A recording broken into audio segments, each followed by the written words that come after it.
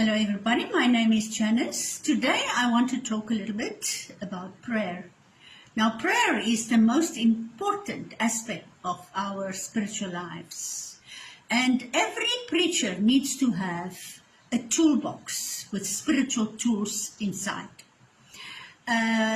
Today we will talk about the prayer toolbox and the tools has to be in a specific order.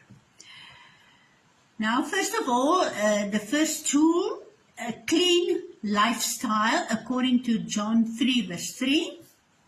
The second tool, clean body to be the temple of Elohim.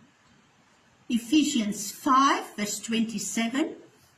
The third tool to look at is integrity, the tool of integrity. So, that we find in 2 Corinthians 5, verse 17 and 18. The fourth tool is petitioning. 1 John 5, 15. And then the fifth tool will be fasting, according to Isaiah 58, to do the fast that He has chosen for us to do.